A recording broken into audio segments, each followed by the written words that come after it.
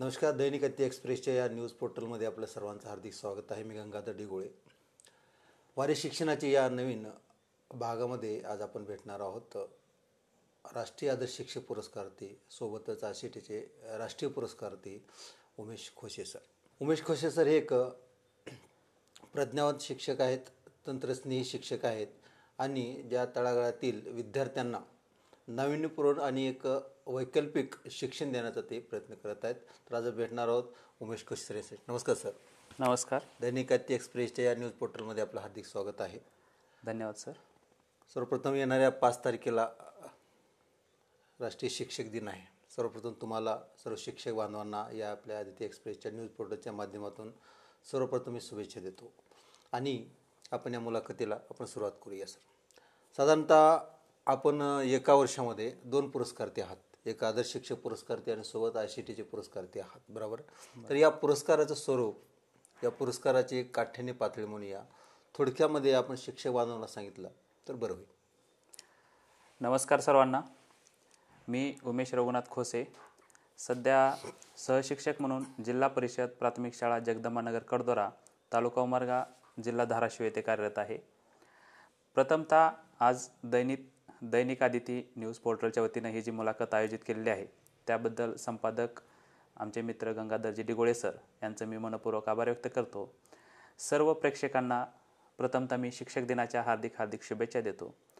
जसं की सरांनी आता विचारलं की राष्ट्रीय शिक्षक पुरस्कार असेल किंवा राष्ट्रीय ICT पुरस्कार असेल, हे कसे मिळतात किंवा याची निकष काय आहेत किंवा हे किती शिक्षकांना मिळू शकतात किंवा या पुरस्काराचं स्वरूप काय असतं.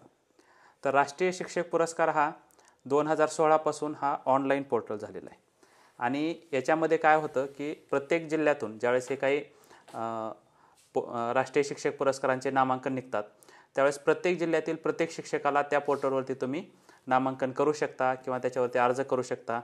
आणि जे अर्ज करतात त्या प्रत्येक जिल्ह्यातले जे टॉपर शिक्षक आहेत त्यांची मुलाखत जिल्हा स्तरावर शिक्षणाधिकारी असतील, माध्यमिक शिक्षणाधिकारी हे त्या कमिटीचे अध्यक्ष असतात आणि त्या कमिटीच्या वतीनं ह्या सर्व शिक्षकांची पडताळणी केली जाते आणि त्याच्यातून जे टॉप 3 शिक्षक आहेत, मग याच्यामध्ये असं काही नाही की जिल्हा परिषदचे शिक्षक भाग घेऊ शकतात. तर याच्यामध्ये जिल्हा परिषद शिक्षक असतील किंवा हायर लेवलचे शिक्षक, याच्यामध्ये प्रायमरी टू हायर एज्युकेशनपर्यंत कोणीही याच्यामध्ये भाग घेऊ शकतं. आणि हे जिल्हा कमिटीचं ज्यावेळेस याच्यामध्ये पडताळणी होते त्यावेळेस पडताळणी झाल्यानंतर याच्यातून टॉप 3 शिक्षक राज्यस्तरावर पाठवले जातात आणि असे प्रत्येक जिल्ह्यातील टॉप 3 मिळून 108 शिक्षक राज्यस्तरावर येतात. राज्यस्तरावर ह्यांच्या मुलाखती होतात आणि मुलाखती झाल्यानंतर त्या 108मधून 6 जणांची निवड ही नॅशनल लेवलला मुलाखतीसाठी होते आणि असे देशभरातून 156 जे काही अर्ज भरलेले शिक्षक आहेत त्या बांधवांची निवड तिथं राष्ट्रीय स्तरावर होते आणि त्यांची मुलाखत राष्ट्रीय स्तरावर होऊन फायनल 44 ते 50 शिक्षकांची निवड राष्ट्रीय शिक्षक पुरस्कारासाठी केली जाते. आणि राष्ट्रीय ICT पुरस्कार हा जो आहे तो राष्ट्रीय ICT पुरस्कार हा 2018-19 पर्यंत वितरित झाला आणि 2019 नंतर हा राष्ट्रीय ICT पुरस्कार हा बंद करण्यात आलेला आहे. त्याचीही सर्व निकष आणि पडताळणी याच पद्धतीनं होती. राष्ट्रीय शिक्षक पुरस्कारामध्ये एक सिल्वर मेडल, त्यासोबतच प्रमाणपत्र आणि राष्ट्रपती महोदयांच्या हस्ते या पुरस्काराचं वितरण केलं जातं आणि याच्यामध्ये राशी 50,000 रुपये मिळते. आणि हा एक म्हणजे जसं इतर लोकांना कार्य केल्याबद्दल भारतरत्न हा पुरस्कार मिळाल्यानंतर जसं समाधान असतं तसं शिक्षण क्षेत्रामध्ये शिक्षकांसाठी हा एक भारतरत्नच म्हणायला हरकत नाही आणि तो सर्वोच्च पुरस्कार दरवर्षी 5 सप्टेंबरला हा वितरित केला जातो. आणि 2021 या साली मला ह्या राष्ट्रीय शिक्षक पुरस्कारानं गौरवण्यात आलेला आहे आणि त्यासोबतच राष्ट्रीय ICT पुरस्कार पण 2019चा 2021 साली वितरित झाला. त्यामुळे दोन्ही पुरस्कार एकाच वर्षी मला मिळालेले आहेत. निश्चित सर, जसं आपण म्हणलात की शिक्षक ह्या भारतरत्न पुरस्कार आहे, साहजिकच 2021साठी तो आपण दोन्ही त्यासाठी पात्र आहात. निश्चित आता हे पुरस्कार आपल्याला मिळालेला आहे, तर त्या पुरस्कारासाठी आपण पात्र ठरलात व कोणत्या कामामुळे आपण पात्र ठरलात किंवा कोणतं काम आहे ज्यामुळे तुम्हाला हा पुरस्कार मिळाला? 2007 साली मी शिक्षक म्हणून जे महाराष्ट्र, कर्नाटक आणि आंध्र प्रदेश या 3 राज्याच्या बाँड्रीवर असणाऱ्या उमरगा तालुका आणि त्या उमरगा तालुक्यातील कर्नाटकच्या बाँड्रीवर असणाऱ्या बेळमतांडा इथं मी 2007 साली शिक्षक म्हणून रुजू झालो. आणि ज्यावेळेस शिक्षक म्हणून रुजू झालं तसं प्रत्येकाची स्वप्न असतात काहीतरी वेगळं बनायचं, परंतु माझेही स्वप्न जरी वेगळे असले तर मी शिक्षकी पेशामध्ये आल्यानंतर आपल्याला जे काही कार्य मिळाले त्याच्यामध्येच काहीतरी सर्वोत्तम करता येतं का, किंवा जी परिस्थिती आपल्याला मिळालेली आहे त्या परिस्थितीवर कशी मात करता येईल, त्याच्यामध्ये कसा बदल घडवून आणता येईल, याचा विचार मी ज्यावेळेस बेळंब-तांडा इथं रुजू झालो त्यावेळेस केलेला होता. आणि बेळंब-तांडा इथे रुजू झाल्यानंतर तिथं 100% मुलं ही बंजारा कम्युनिटीची येत होती. आणि त्या शाळेमध्ये एक काय प्रॉब्लेम होता की स्थलांतर व्हायचं मुलांचं किंवा मुलींचे गळतीचं प्रमाण असायचं. त्यासोबतच मुलांची शाळेतील उपस्थिती असेल किंवा गुणवत्ता असेल, तर या बाबी समस्या होत्या त्या शाळेमध्ये. तर या समस्या सोडवण्यासाठी सुरुवातीला पाहायला गेलं तर ते 40-50 विद्यार्थ्यापैकी 10-12-20पर्यंत मुलं उपस्थित राहायची. म्हणजे उपस्थितीचं प्रमाण पण खूप मोठं तिथं एक प्रश्न होता. हा प्रश्न कसा सोडायचा हा आम्ही सर्व शिक्षकांनी मिळून त्याच्यावरती तोडगा काढण्यास ठरवलं. कारण दिवाळीच्या नंतर ही सर्व जे काही पालक होती ती ऊसतोडीसाठी स्थलांतर व्हायचं कारखान्यावरती, आणि ते स्थलांतर झाल्यानंतर त्यांच्यासोबत मुलांचं पण साहजिकच स्थलांतर व्हायचं. मग हे स्थलांतर कसं रोखता येईल यासाठी आम्ही प्रयत्न केले. त्यांच्या आजी आजोबाकडे मुलांना थांबवता येतं का, हंगामी वसतिगृह, असे बरेचसे उपक्रम करून ते स्थलांतर थांबवण्याचा प्रयत्न केला. त्यासोबतच ज्यावेळेस स्थलांतर थांबलं उपस्थिती वाढवण्याचा प्रयत्न केला, परंतु उपस्थिती वाढवण्याबरोबरच गुणवत्तासुद्धा वाढली पाहिजे. या हेतून आपण जर पाहिलं तर आधुनिक जग तंत्रज्ञानामध्ये खूप पुढे गेलेलं आहे. तर त्या मुलांना सध्या तंत्रज्ञानाच्या सहाय्याने शिक्षण मिळेल का, यासाठी जे मोलमजुरी करणारे पालक होते त्यांच्या सहाय्यानं आपल्याला लोकवाट्यातून काही तंत्रज्ञानाची साधनं उपलब्ध करून घेता येतील का, या उद्देशानं त्यांच्याकडून मग सुरुवातीला मिनी प्रोजेक्टर असेल, TV असेल, टॅब असेल, ही साहित्य लोकवाट्यातून उपलब्ध करून घेतली. आणि मुलांना त्याच्या सहाय्यानं ज्यावेळेस आपण आनंदायी शिक्षण देऊ लागलो त्यावेळेस मुलांचा शाळेतला रस वाढला, त्याच्यामुळे शाळेतली उपस्थिती वाढू लागली. आणि अजून एक तिथं समस्या होती किंवा बोलीभाषेतून शिक्षण. जी मुलं आमच्या शाळेमध्ये येत होती ती 100% बंजारा कम्युनिटीची असल्यामुळं ती गोरमाटी भाषेतूनच बोलायची. परंतु इयत्ता पहिलीला ती मुलं आल्यानंतर त्यांना मराठीतून बोलल्यानंतर ते लवकर समजायचं नाही, म्हणून तो जो काही आपली प्रमाण भाषा मराठी आहे त्या मराठी भाषेकडे त्यांना आणण्यासाठी इयत्ता पहिलीचं जे पाठ्यपुस्तक आहे तेच त्या गोरमाटी भाषेमध्ये अनुवादित केलं. आणि त्याचं अनावरण त्या तत्कालीन शिक्षण मंत्री विनोद तावडे साहेबांनी शिक्षणाच्या वारी या उपक्रमामध्ये केलेलं होतं. आणि मुलांना त्यांच्याच बोलीभाषेतून, जसं आपण पाहतो की त्यांच्या मातृभाषेतून शिक्षण मिळू लागल्यानं त्यांची गुणवत्ता वाढीसाठी सध्या त्याच्यामध्ये हातभार लागला. आणि मुलांना तंत्रज्ञानाच्या सहाय्याने शिक्षण देता यावं, कारण त्या तांड्यामध्ये मोबाईलला सध्या रेंज नव्हती. तर त्यांना ऑनलाईन शिक्षण देण्याबरोबरच ऑफलाईन काय देता येईल का, ऑनलाईन शिक्षण देणं तर शक्य नव्हतं.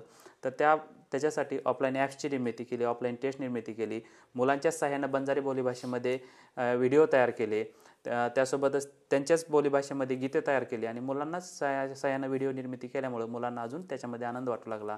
आणि असं आनंददायी शिक्षण देता देता तिथली मुलांची उपस्थिती आणि गुणवत्ता वाढीसाठी हातभार लागला.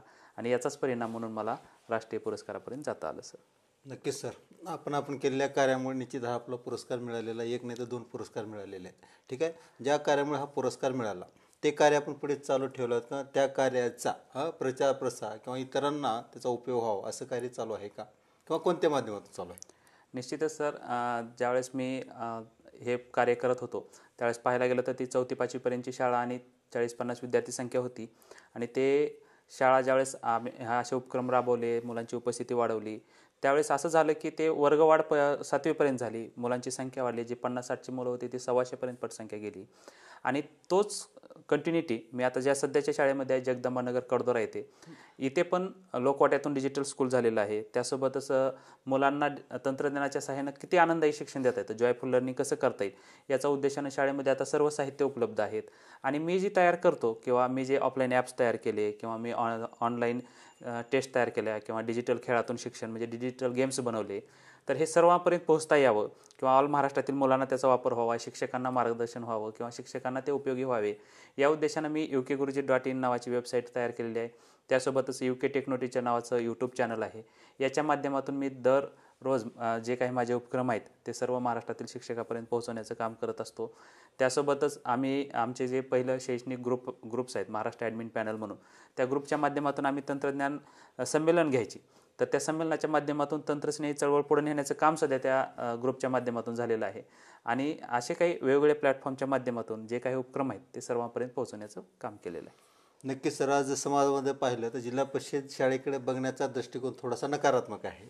पण ज्यावेळेस आपण पुरस्कार पाहतो त्यावेळेस राष्ट्रीय असेल किंवा मग राज्याचा पुरस्कार असेल ते सर्व ज्या जिल्हा परिषद शिक्षकच मिळवतात, याकडे आपण कसं पाहता? या बाबीचा विचार केला तर मागील 2016पासून यावर्षी 2024पर्यंत जे काही 9 ते 11 अवॉर्डी झालेले आहेत त्याच्यामध्ये मला वाटतं फक्त 2 अवॉर्डी सोडले तर सर्व जिल्हा पुरस्कार प्राप्त शिक्षक आहेत.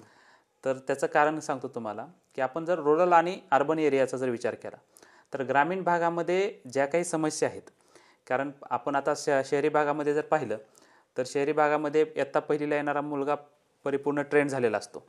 त्याला म्हणजे शाळेमध्ये येताना जवळपास त्याचं प्रायमरी नॉलेज तयार झालेलं असतं. परंतु ग्रामीण भागामध्ये ज्यावेळेस तो पहिलीला मुलगा येतो त्याला शाळेमध्ये बसायचं कसं, शाळेमध्ये यावं कसं, कपडे घालावे कशी, इथपासून त्या मुलाची तयारी करायची असते. म्हणजे जास्त डिफिकल्टी पाहायला गेलं तर ग्रामीण भागामध्ये मुलांना शिकवण्यामध्ये आहेत. कारण तिथलं एकतर पालकांमध्ये शिक्षणाबद्दल जागृती नाही, त्यासोबतच पालकांमध्ये सज्ञानता नाही की शिक्षणाबद्दल, मुलामध्ये तेवढी जनजागृती नाही. तर अशा डिफिकल्ट परिस्थिती आणि त्यासोबतच फक्त पालकांचेच नाही तर भौतिक सुविधांचा विचार केला तरी सध्या भौतिक सुविधा सध्या खूप गंभीर असतात. आणि या सुविधा जे शिक्षक पुढं होऊन लोकवाट्यातून म्हणा किंवा NGOच्या माध्यमातून उभा करतात आणि त्या मुलांना शहरी मुलाच्या बरोबरीनं तोडीचं शिक्षण देण्याचा प्रयत्न करतात. आणि त्याच्यामध्ये कुठंतरी एक चांगला बदल आता पाहतो की आपण पैसे देऊन सध्या तेवढी मुलं काही शाळेने उभा राहत नाहीत. परंतु अशा काही आमच्या जिल्हा परिषदेच्या शाळा आहेत की तिथं सध्या प्रवेशासाठी वेटिंग लिस्ट आहे किंवा त्यांना सध्या वेटिंगला राहावं लागतं, कारण त्या शिक्षकांनी तेवढी मेहनत घेतलेली आहे त्या शाळामध्ये. किंवा जसं मी सांगितलं की तांड्यामध्ये सध्या तुमची 50वरून 125पर्यंत विद्यार्थी संख्या गेली, कारण तिथली मुलं जी काही आश्रमशाळेवर जात होती त्या पालकामध्ये ज्यावेळेस शिक्षणाबद्दल जनजागृती झाली त्यावेळेस त्यांना सध्या वाटलं की आपल्या मुलांना सध्या शिकलं पाहिजे. किंवा बऱ्याचशा अशा शाळा आहेत, आमच्या वाबळेवाडीची शाळा आहे किंवा कराडची महानगरपालिकेची शाळा आहे, तिथं जवळपास 2 ते 3 हजार विद्यार्थी आहेत. तर अशा शाळा आहेत की तिथं काम करणारे शिक्षक म्हणजे ग्रामीण भागातील शिक्षकांच्या पुढे चॅलेंजेस जास्त असतात आणि चॅलेंजेसमधून ती कसं पुढे येतील, त्या चॅलेंजेसला कसं फेस केलं आणि त्याच्यामध्ये कसं त्यांनी यश मिळवलं, याच्यामुळं जास्तीत जास्त नॅशनल लेवलला जर पाहिलं आपण तर यावर्षीचं सध्या तुम्हाला सांगतो गडचिरोलीचे जे नक्षलग्रस्त भागामध्ये काम करणारे बेडके सर आहेत त्यांना यावर्षीचा राष्ट्रीय पुरस्कार मिळालेला आहे. आणि त्या नक्षलग्रस्त एरियामध्ये त्यांनी काम करतायत, तिथल्या मुलांना ज्ञान देण्याचा प्रयत्न करतायत. म्हणून अशा ग्रामीण भागामधल्या समस्यांचा विचार करता आणि त्याच्यावर केलेली मात याचा विचार करता ग्रामीण भागाला जास्त प्राधान्य मिळतं. नक्कीच सर, म्हणजे परिस्थितीवर मात करत करत परिस्थितीला तोंड देत शिक्षक तंत्रस्नेही होतात आणि तंत्रस्नेही पुढे जात पुरस्कारासाठी पात्र होतात असं निश्चित आपण सांगता येईल. जनरली आता आज जे शिक्षणाची अवस्था आहे सर, बरोबर आहे, आता काही वर्षापूर्वीची म्हणूया किंवा भविष्य म्हणूया किंवा वर्तमान भूत आणि भविष्याची आपण जर तुलना केली तर जे आता येणारं शासनानं जे नवीन शैक्षणिक धोरण आणलेलं आहे, बरोबर आहे, म्हणजे चालू आणि येणाऱ्या काळातल्या शैक्षणिक धोरणामध्ये काय बदल आहे आणि तो बदल आपण कसा स्वीकारला पाहिजे? आता नवीन शैक्षणिक धोरण जे शासनानं आणले, जे आता नवीन शैक्षणिक धोरण आपण जाहीर झालेलं आहे, त्या नवीन शैक्षणिक धोरणामध्ये उल्लेखनीय अशा मला 2 गोष्टी वाटतात किंवा ज्या ग्रामीण भागातील असतील किंवा शहरी भागातील असतील मुलांना म्हणा किंवा शिक्षकांना निश्चितच त्या भविष्यामध्ये किंवा शिक्षणामध्ये प्रगती करण्यासाठी उपयुक्त आहेत असं मला वाटतं. एक तर आहे त्याच्यामध्ये मातृभाषेतून शिक्षण, जसं की मी तुम्हाला सांगितलं की बंजारा बोली भाषेतून शिक्षण दिल्यामुळे त्या शाळेची मुलांची प्रगती कशी झाली, कारण त्यांच्याच भाषेतून ज्यावेळेस आपण पाहतो की आपल्याला सध्या एखादी जर गोष्ट समजून घ्यायची असेल तर आपल्याला मातृभाषेतून जेवढं आपण समजून घेऊ शकतो तेवढं आपल्याला अदर लँग्वेजमध्ये तेवढं समजून घेऊ शकत नाहीत. तर ही मातृभाषेतून जी संकल्पना या नवीन शैक्षणिक धोरणामध्ये आणलेली आहे ती एक खूप छान संकल्पना आहे. याच्यामुळे मुलांच्या नॉलेजमध्ये आणि त्यांच्या समज म्हणजे अंडरस्टँडिंग लेवल चांगली वाढणार आहे या मातृभाषेतून शिक्षणामुळे. दुसरं आहे कौशल्याधारित शिक्षण, की मुलांना स्किल बेस्ड लर्निंग मिळणार आहे किंवा तुम्हाला स्किल डेव्हलपमेंट करण्यासाठी, म्हणजे जीवनामध्ये शिक्षणाचा हेतू काय आहे की आपल्याला एक चांगलं जीवन जगणे आणि ते जीवन जगण्यासाठी तुम्हाला स्वावलंबी होणे खूप गरजेचं असतं. आणि जर तुम्ही एखादं स्किल आत्मसात केलात तर निश्चितच तुमच्या जीवनामध्ये तुम्हाला यशस्वी होणं किंवा जीवन जगणं अवघड वाटणार नाही. त्याच्यामुळे स्किल तुम्ही आत्मसात करणं खूप गरजेचं आहे आणि हे स्किल बेस्ड लर्निंग या नवीन शैक्षणिक धोरणामध्ये आणलेले आहे. तर असे बरेचसे बदल या नवीन शैक्षणिक धोरणात केलेले आहेत, परंतु हे 2 बदल निश्चितच मुलांच्या जीवनामध्ये एक नवीन बदल घडून आणण्यासाठी उपयोगी ठरणार आहेत सर. नक्कीच सर, म्हणजे मातृभाषेतून दिलेले शिक्षण निश्चित विद्यार्थ्यांच्या आधी मनामध्ये निश्चितच बिंबवलं जातं. त्यामुळे नवीन शिक्षण धोरणानुसार विद्यार्थी ही मातृभाषा शिकावेत असं तुम्हाला आणि नवीन शिक्षण धोरणाला वाटतं. व पालकांचा ओढा जर पाहिला तर आपण इंग्लिश मिडियम स्कूल असेल किंवा CBSE किंवा ICSES अशा ज्या इंग्लिश माध्यमाकडे जास्त ओढा आहे, बरोबर, त्यासाठी काय आपण संदेश द्याल पालकासाठी? निश्चितच आपण जर विचार केला तर आज पण जर आपण ओव्हरऑल विचार केला महाराष्ट्रातील शाळांचा तर कुठंतरी जे काही CBSE स्कूल असतील किंवा ICSE स्कूल असतील तर याच्यामध्ये तुम्हाला त्या स्पर्धेमध्ये टिकण्यासाठी किंवा त्या स्कूलमध्ये प्रवेश घेण्यासाठी जर बघितलं तर त्या स्कूलमध्ये प्रवेश घेण्यासाठीची फीसच बघितली तर ती काही सर्वसामान्य पालकांना किंवा ग्रामीण भागातील पालकांना ती परवडणं शक्य नाही. आणि ओव्हरऑल महाराष्ट्राचा जर आपण विचार केला तर एकूण शाळांच्या तुलनेमध्ये CBSE स्कूल असतील किंवा ICSE स्कूल असतील ही नगण्य आहेत. आणि त्याच्यामध्ये पालकांचा ओढा जरी तिकडे जास्त असला तरी पण सर्व पालक किंवा 100% पालकांना त्या धर्तीवर शिक्षण देणं मुलांना शक्य नाही. आणि त्या शिक्षणाच्या माध्यमातून जर पाहायला गेलं तर त्या लेवलचं शिक्षण आपल्या खाजगी संस्था असतील किंवा जिल्हा परिषद शाळा असतील तर या शाळेमध्ये सध्या आपण देतो आहोत. परंतु कुठंतरी भौतिक आकर्षण, भौतिक सुविधांचं आकर्षण असेल किंवा त्यामध्ये मुलांचं दररोजचं जे काही दैनंदिन रुटीन असेल या गोष्टींचं कुठंतरी आकर्षण जास्त पालकांमध्ये झालेलं आहे. आणि तुम्हाला जर एवढे पैसे खर्च करून जरी तेच नॉलेज मिळणार असेल तर निश्चितच तुम्ही ग्रामीण भागातील जिल्हा परिषद शाळा असतील किंवा खाजगी शाळा असतील जिथं तुम्हाला मोफत शिक्षण मिळते तिथंच तुम्ही आपण आपल्या मुलांना शिक्षणाकडे नेण्याचा प्रयत्न करावा असं मी पालकांना आवाहन करेन. नक्कीच सर. जसं आपण 2009 पासून RT कायदा, बरोबर, जसं अन्न वस्त्र निवारा तर शिक्षण ही मूलभूत गरज झाली. तर थोडंसं RT कायद्याबद्दल आपल्याला सांगता येईल? निश्चितच 2009 पासून जो RT कायदा आलेला आहे या RT कायद्याचा एक फायदा काय झालेला आहे की वयाच्या 18व्या वर्षापर्यंत किंवा 14व्या वर्षापर्यंत तरी मुलांना शिक्षण हे अनिवार्य झालेलं आहे. याच्यामुळे काय झालेलं आहे, साक्षरतेचं प्रमाण वाढण्यासाठी तरी आपल्याला खूप म्हणजे त्या RT कायद्याची खूप मदत झालेली आहे. किंवा तुम्ही आता जो उल्लेख केला की CBSE स्कूल असतील किंवा ICSE स्कूल असतील तर या स्कूलमध्ये सध्या 25% कोटा या RT कायद्यामुळे राखीव ठेवण्यात आलेला आहे. त्याच्यामुळं या शहरी मुलांतील ज्या पालकाकडे खूप आर्थिक सुबत्ता आहे तर त्या पालकांच्या बरोबर आपल्या ग्रामीण भागातील किंवा गोरगरीब घरातील मुलांना सध्या या RT कायद्यामुळे त्यांच्याबरोबरचं तोडीचं शिक्षण घेता येऊ लागलं. या RT कायद्यामुळे RT कायद्याचा एक फायदा काय झाला की 100% मुलांना मोफत शिक्षण मिळू लागलं. त्यासोबतच जसं तुम्ही म्हणलात की चौथी मूलभूत गरज ही शिक्षण झालेली आहे. त्या RT कायद्याचा तोच एक मूळ गाभा आहे की आपल्याला शिक्षण ही सध्या मूलभूत गरज झालेली आहे. त्याच्यामुळे जे काही पालक असतील किंवा विद्यार्थी असतील शिक्षणाकडे नकारात्मक भावनेतून अर्ध्यातूनच शिक्षण सोडून देण्याचा प्रयत्न करत होते तर ते शिक्षण किमान 8वी पर्यंत तरी ते शिक्षण प्रायमरी लेवलचं शिक्षण त्यांचं पूर्ण होऊ लागलं. त्यामुळे त्यांनी साक्षर होऊन किमान जरी एखाद्याला नोकरी नाही लागली तरी जीवन कसं यशस्वी जगावं याचं तरी नॉलेज त्यांना त्याच्या माध्यमातून मिळत आहे. नक्कीच सर. शैक्षणिक मुद्द्यानुसार आपण बोलत आहोत पण थोडंसं शिक्षकाच्या दृष्टीने एक प्रश्न विचारतो जो कळीचा मुद्दा असू शकतो निश्चितच. जसं तुम्ही जिल्हा परिषदेला आहात, बहुतांश शिक्षक हे संस्थेमध्ये कार्यरत आहेत आणि 20, 40, 60चा जो टप्पा आहे तो प्रचलित होऊन शासनाने बंद केलेला आहे, बरोबर. तर त्या दृष्टीने म्हणजे हे जे धोरण आहे शासनाचं योग्य म्हणण्यापेक्षा शासनाने थोडंसं यामध्ये बदल करावे आणि जे काही 20, 40, 60च्या टप्प्यावर जे शिक्षक आहेत आता निश्चितच ते 2008 पासून, कोणी 4 पासून, 6 पासून काम करतात, 12, 14, 16 वर्षे काम करत आहेत. तर त्यांच्यासाठी आपली भूमिका काय आहे? निश्चितच हा जो मुद्दा आहे तो खूपच गांभीर्यानं घेण्यासारखा आहे. शासनाचे जे काही धोरण आहेत जसं आपण पाहतो की शासनानं एक गणवेश महाराष्ट्रामध्ये लागू केला. का लागू केला तर त्याच्यामध्ये भेदभाव वाटू नये मुलांना की मी श्रीमंत मी गरीब. आणि जर शासनाला वाटत असेल की मुलामध्ये असा भेदभाव होऊ शकतो किंवा गणवेशामधून मुलांच्या मनामध्ये कुचंबना होऊ शकते किंवा त्यांच्या मनावर काही परिणाम होऊ शकतो तर हाच परिणाम शिक्षकामध्ये सध्या होऊ शकतो. कारण तुम्ही जेवढं पार्टिशन कराल, जसं तुम्ही म्हणताय खाजगी संस्थेमध्ये असेल किंवा जिल्हा परिषद शाळेमध्ये सध्या किंवा कुठेही तुम्ही प्रवेश घेतल्यानंतर तुम्हाला ज्यावेळेस सेवानियुक्ती होते त्यावेळेस तुम्हाला 3 वर्ष शिक्षण सेवक म्हणून काम करावं लागतं. तर त्या 3 वर्षामध्ये जर पाहिलं तर ते 3 वर्षामध्ये जो शिक्षक फुलपगारीवर आहे आणि जो शिक्षण सेवक म्हणून लागलेला आहे ते दोन्ही पण एकच काम करत असतात. पण एकाला 85,000 पगार असतो आणि एकाला 3,000 आणि 6,000 पगार असतो. किंवा आज तुम्ही 20%, 40%च्या टप्प्यावर जे काम करत आहेत शिक्षक आणि 100% टप्प्यावर असणारे जे शिक्षक काम करत आहेत हे दोन्ही पण एकच काम करत आहेत. परंतु शासनानं जे हे काही डिवायडेशन केलेलं आहे ते डिवायडेशन कुठंतरी निश्चितच त्या शिक्षकांच्या मनावर असेल, कुटुंबावर असेल किंवा त्यांच्या मुलावर निश्चितच चांगले तर परिणाम होणारच नाही, त्याच्यातून वाईट परिणाम होणार आहेत. किंवा मानसिक स्थिती असेल, कारण ज्यावेळेस तुम्ही आर्थिक सुबत्ता असेल किंवा तुमच्याकडे ज्यावेळेस तुम्हाला तुमच्या कामाचा योग्य मोबदला मिळत असेल त्यावेळेस तुम्हाला काम करण्याची अजून जास्त ऊर्जा मिळत असते.